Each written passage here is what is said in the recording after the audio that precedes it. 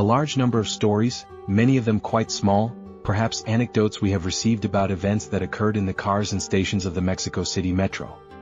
Small experiences, stories, urban legends, and even short pieces of literature like the famous tale Don't Fall Asleep on the Barranca del Muerto Metro.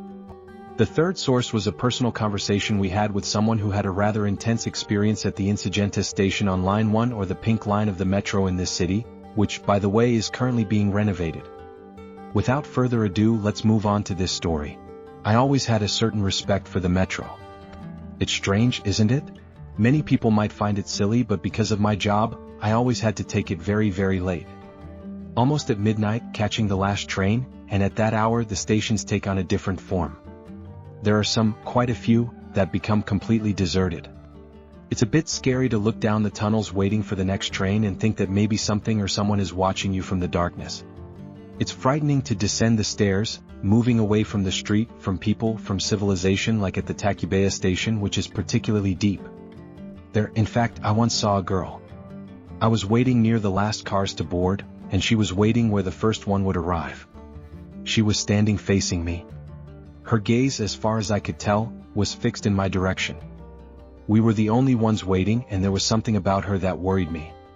It was a noticeable discomfort. Beyond wondering what a girl who seemed to be under 10 years old was doing alone there at that hour. I don't know, but as soon as the train arrived, I got on without looking back to see where she was, and as we moved, I just noticed she was no longer there.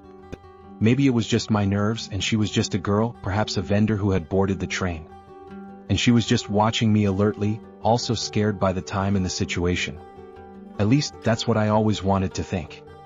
After seeing her, I continued to say when asked that I had never seen a ghost because I didn't consider her one. However, that would change very soon after, precisely at another metro station.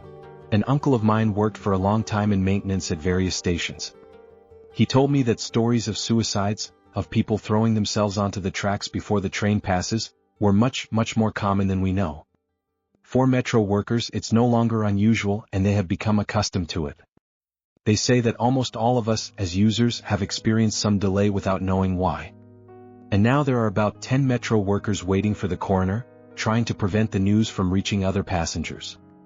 Not long ago, just a matter of weeks, I had to work some shifts in a building in the Juárez neighborhood, very close to the Insurgentes station.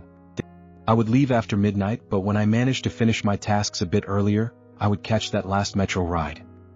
The surroundings, with empty shops and people using drugs in the darker tunnels, already made it a creepy place.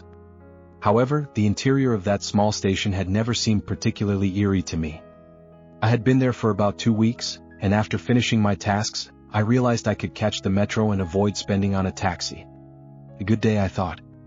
The police officer at the station entrance was chatting with a vendor. I greeted him seriously and went down to the platforms. Under the sign for the direction to Observatorio, there were only 2 people waiting on the opposite side towards Pantatlan. But a minute later, that train passed and I was completely alone. I was nervous. I began to feel anxiety in my chest, a kind of unease that I can't explain, a strange mix of an uncontrollable urge to vomit, chills, a desire to run away from the place, to be at home. I don't know, in retrospect, I think it was my spirit, my body, my guardian angel, some defense mechanism telling me I shouldn't be there.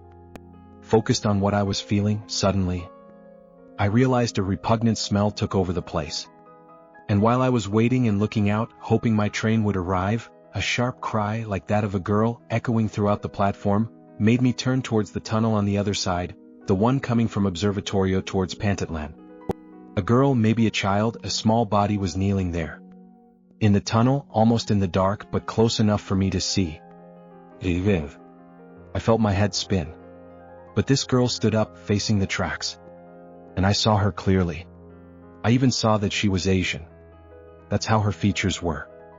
That, in fact, that detail made me think for a moment that it was just a hallucination, something happening to me perhaps from watching so many horror movies.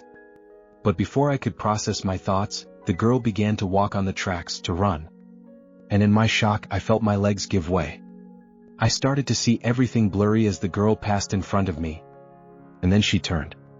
She turned her gaze towards me and ran in my direction.